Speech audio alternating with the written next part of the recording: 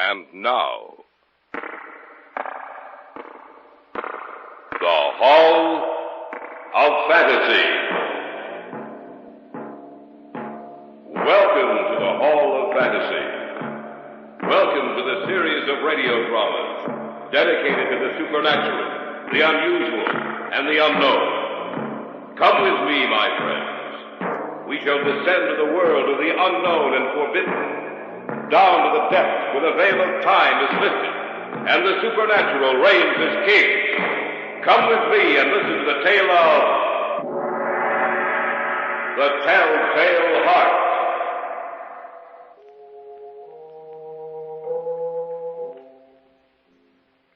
I had nothing against the man. I didn't want his money. And those who say I did are crazy. He was always agreeable and liked me.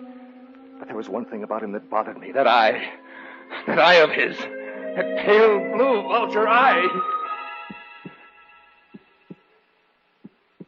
Why did you do it? That voice. It's always with me. It's always with me. Why did you do it? Why did you do it? Listen. Can't you hear it?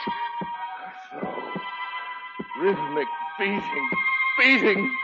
It's with me. It follows me wherever I go. The pounding of his heart. The pounding, beating rhythm of the telltale heart. Be quiet! Be quiet! Be quiet!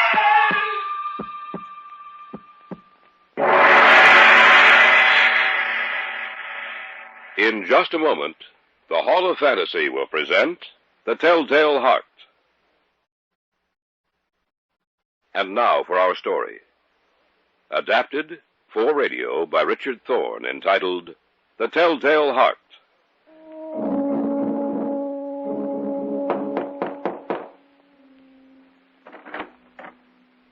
Yes? There was an advertisement in the paper. I'm here to answer it. I see. Won't you come in, please? Yes, thank you. Are you the one I'm supposed to see? No, I'm Mrs. Gorman, the housekeeper. Mr. Lawrence, the old gentleman, he's the one you're to see. You'll just wait here. I'll tell him you're here. Yes, thank you, of course. Mr. Lawrence, Yes? someone here in answer to the advertisement you placed in the paper. Send him in, Mrs. Gorman. Sir, Mr. Lawrence will see you now. Thank you. He's over by the desk, sir. Yes, ma'am, I see him. Thank you. You come in answer to the advertisement in the paper. Yes, sir. You'd care to sit down? No, I'll stand, thank you. What's your name? Crowther. David Crowther. Aside from my housekeeper, Mr. Crowther, I live here by myself. I feel the need of a companion. Someone to whom I can talk. Mrs. Gorman is a housekeeper. She doesn't talk very much. Very competent person, but very uncommunicative. You have references, I suppose? No, Mr. Lawrence, I haven't. Oh. What work have you been doing? I'll be completely honest with you, Mr. Lawrence. I haven't been working for the past year. I was only released from the hospital 2 weeks ago. I noticed you looked rather pale. Are you well now? Oh, yes. I've completely recovered. Well, you don't have references. I don't know. Please, Mr. Lawrence. I need employment. My money is all gone, and I must work in order to live. I see. What about your family? I have no family. No other attachments? No, sir.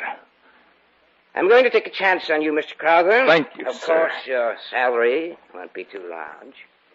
But you'll have a roof over your head and plenty of food to eat. When can you start? Tonight, if you like, Mr. Lawrence. Excellent. You know, Mr. Crowther, David, if I may call you that. Yes, sir. I have the feeling that we're going to get along quite well together.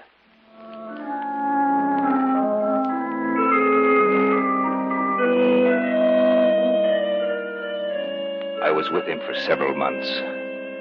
I don't know when the idea first entered my mind, but once it was there, it haunted me day and night. It enveloped my brain with its cunning. I had nothing against the man. He was always agreeable and liked me. But there was one thing about him that bothered me. That eye of his. One day I asked the housekeeper about it. Mrs. Gorman. Yes, David? The old gentleman.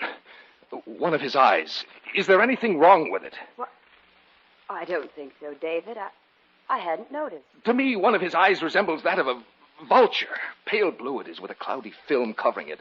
It didn't bother me at first, and, well, in fact, it doesn't bother me now unless he looks at me, but... Unless he looks at you? Why? Well, every time he looks at me, my blood runs cold. That pale blue vulture eye... I think you're imagining things, David.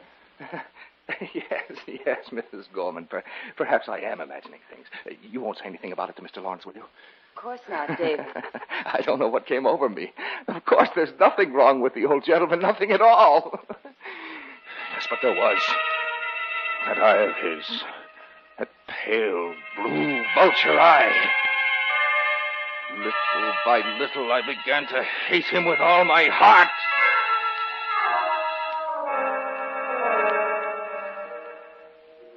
One evening, a few weeks later, the old man and I sat in the living room.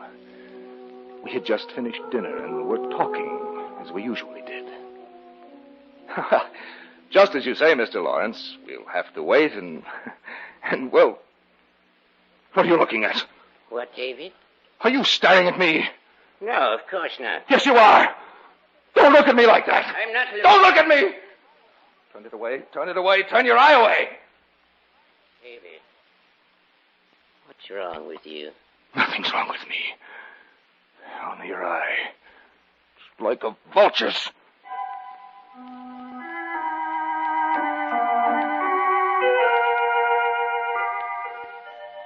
A few days passed, and I guess he thought I had forgotten about his eye. But I hadn't. No, I hadn't. And every night about midnight, I'd get out of bed, creep from my room to his. I'd unlatch the door and open it. And then, after it was opened wide enough to stick my head through, I would put in a covered lantern, all closed, so that no light would shine forth.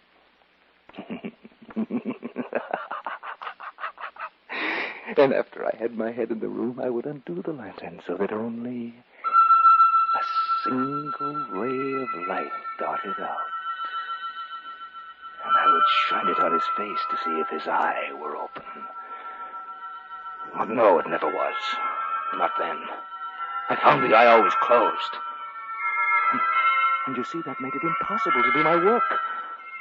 For it wasn't the old man that bothered me, but his eye. His evil eye. And unless his eye were open, I couldn't do it. But I knew that one night it would happen. Yes, it would open, and then I could do it. Then I could kill him.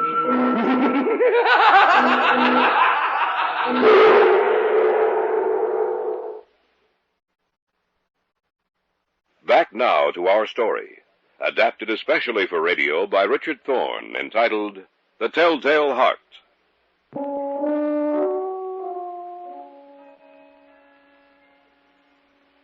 And so I waited. I went out of my way to make him comfortable. I made sure that I never mentioned anything about his eye to him.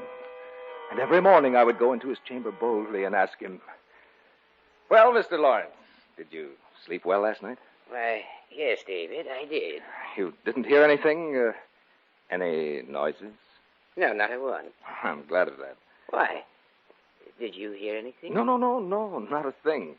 And why did you ask me if I had? Oh, I was just asking, Mr. Lawrence. I wanted to make sure. I wanted to make sure.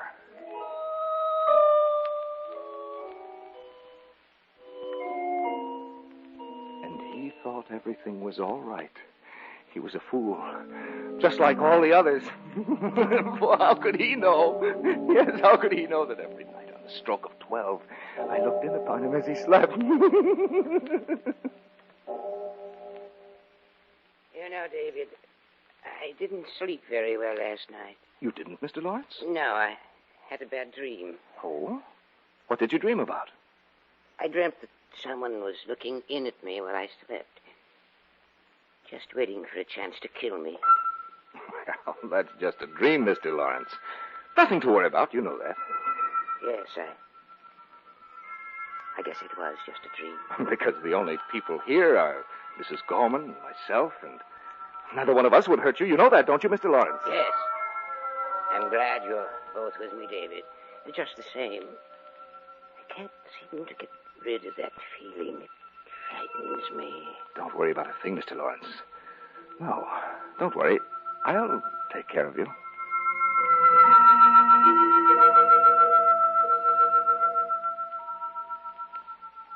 On the 8th and last night, I took special pains to make sure he wouldn't hear me. A watch's minute hand moved more quickly than did mine.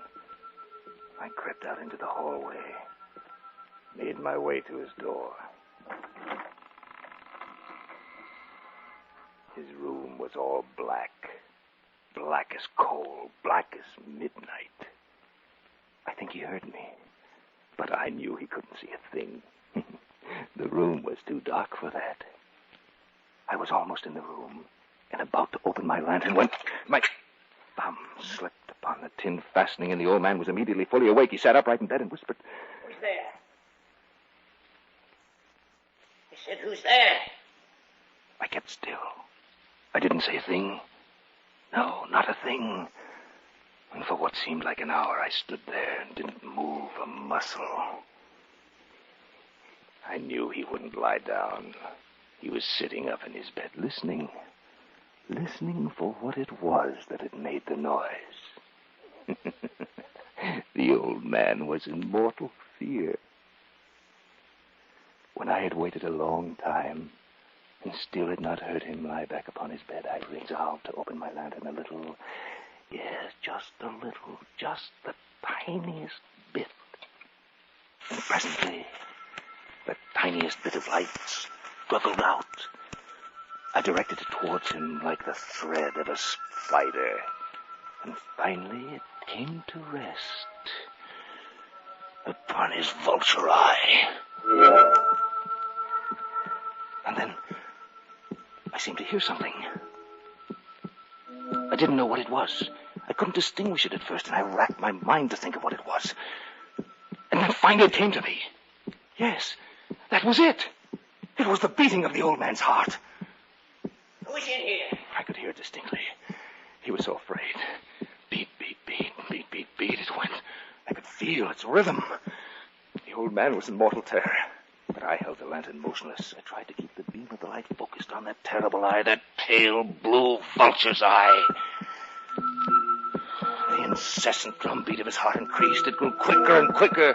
Beat, beat, beat. Louder, louder every moment. The old man's terror must have been extreme. Then I thought of something else. The sound of his heart was so loud it might be heard by someone else, by Mrs. Gorman, by some prying neighbor. And I couldn't allow that, could I? No. And the beating grew louder and louder and louder until I could stand it no longer. Who's there? Don't be afraid, old man. Is that you, David? Yes, that's right. It's only me. Nothing to be afraid of. What are you doing in my room? Just watching over you, Mr. Lawrence. I thought it was someone else. You have nothing to fear from me, old man. But you should be asleep. Oh, I'll go to sleep. And so will you, old man. So will you. David, what's wrong with you? Nothing. Nothing, old man. Nothing at all. Don't come any closer, Jimmy. Stay away from me. Die, old man! Die! Let your heart die with you. Let me go. Die! Die! Close your eye, that vulture eye! Close it forever!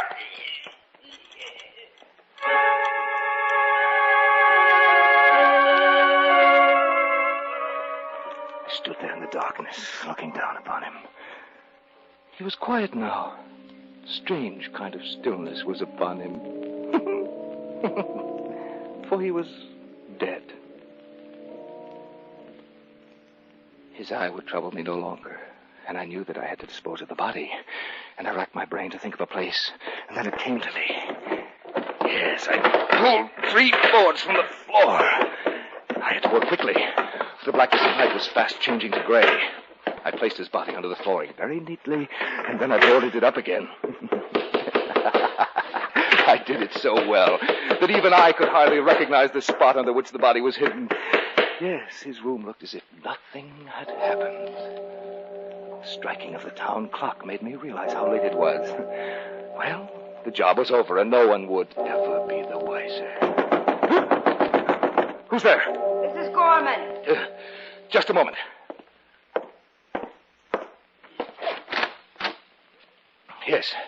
Yes, what is it? Where's Mr. Lawrence? He's not here. Not here? No, he went out to the country late this evening. I heard something up here. Such as? A scream. No one screamed, Mrs. Gorman. I guess I was mistaken. I'll have to send them back then. Who? I was afraid when I woke up I heard, or I thought I heard a scream. You didn't hear a thing. Mr. Lawrence has been gone for some time. What are you doing up here? I wanted to make sure he hadn't forgotten anything. What you probably heard, Mrs. Gorman, was the neigh of the horse as the carriage carried Mr. Lawrence away. Then I must tell him to go. Who? Who's downstairs? Who is it? Well, I was frightened. I called the police. Huh. They're waiting for you downstairs. For both you and Mr. Lawrence.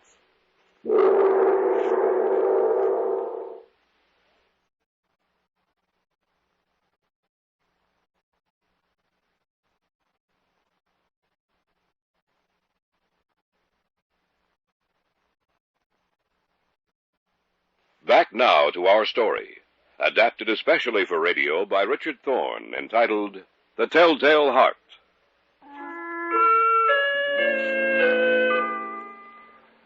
I was so sure that no one had heard anything.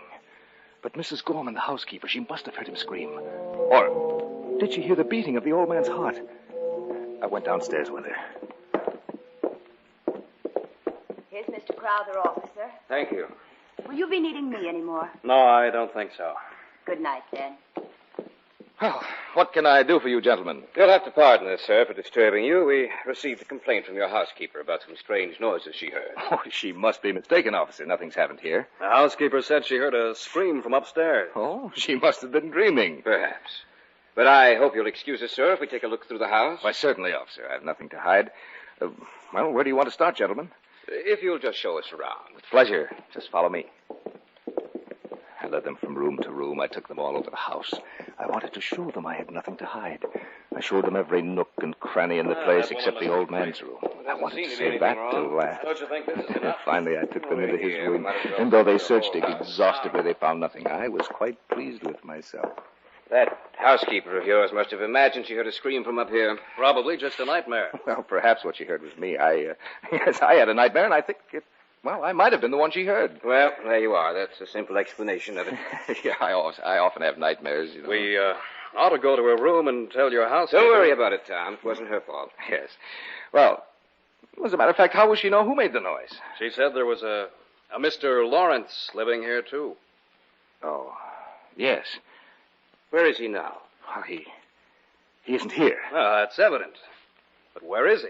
Well, he went out to the country for a few weeks. He left tonight. I see. Sorry to have troubled you, sir. No trouble at all, officer. Well, let's get out of here, Ed. We're keeping this gentleman up. If you gentlemen won't think it presumptuous, won't you have a glass of wine with me? I know how it is after you've been up all night. Oh, I don't know, sir. We're not supposed to drink while we're on duty. But Ed, we're almost through. Let's have a glass of wine. When we finish here, we can go home. Yes, do have some wine. All right, it's a pleasure. All right, I'll get it for you. And Mr. Lawrence always kept a decanter and glasses on that table. Did you say kept, sir? A slip of the tongue, officer. The hour is late, you know. Don't mind Ed, Mr. Crowther. He's suspicious of everybody. Yes, of course. Well, that's your job. Well, here we are. I hope you like sherry. Mm-hmm. Always have it at home. Good. Glad to hear that. Well, here's yours, sir. Thank you. And yours. Thanks. There. Now, shall we drink to something, gentlemen? Well, let's drink to you, sir, as a sort of apology for interrupting your sleep. Yes. That's very good, you know. You did interrupt me. I wanted to show off. I had seated them in the old man's room.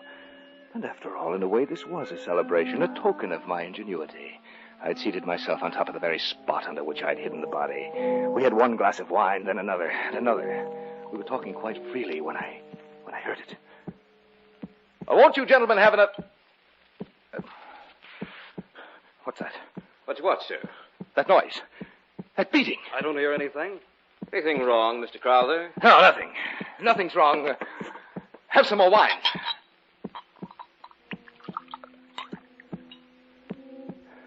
I wish they'd leave. They were getting on my nerves. I had a terrible headache, and I seemed to hear a beating in my ears. They began to look at me queerly. And yet that sound increased. There was nothing I could do about it. It was a low, dull, quick sound, like the beating of a drum. Where had I heard that sound before? They watched me closely. I paced the floor. I didn't know where the sound was coming from. Beat, beat, beat. Throb, beat, throb, throb. Where had I heard that sound before? I knew they suspected. Who wouldn't, with that incessant beating that filled the room, that seemed to make the very walls shake with its monotonous beat, that rhythm? Where had I heard it before? Where had I? I knew where I'd heard it before. Beat, throb, beat, throb, beat, beat, beat. Yes, I knew where I'd heard it before. It was the beating of the old man's heart. What's the matter, Mr. Crowther? Can't you hear it? Hear what, sir? Perhaps I can crush it out. What's the matter with you? What are you trying to do? Stop it from beating. Stop what, sir? Get out of here. Both of you. Get out of here. But you... Get out of here. Can't you hear it? Can't you? I can stifle his heart, that throbbing heart. Can't you hear the throbbing? Can't you hear it? The only thing we hear is you, Mr. Crowther. I can't stand it. I can't. The continuous pounding will never stop till I tell you the truth. The truth about what? About the old man, about Florence. I did it. What did you do? I killed him. Under the floor. His body is under the floor, and they stopped that beating. Stop the beating of his telltale heart.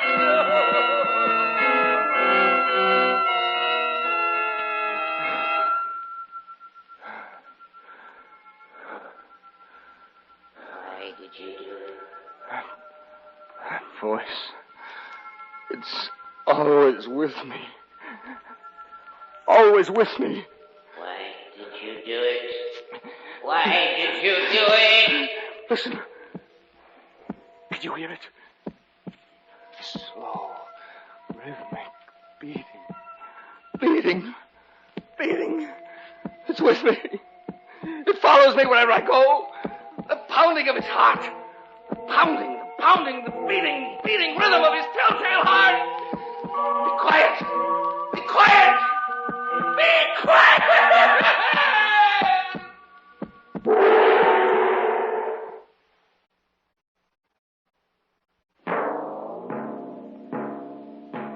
So runs tonight's tale of the unusual, the terrifying, the unknown. Join us again when next we journey down the corridors of the Hall of Fantasy to hear another strange tale of the supernatural.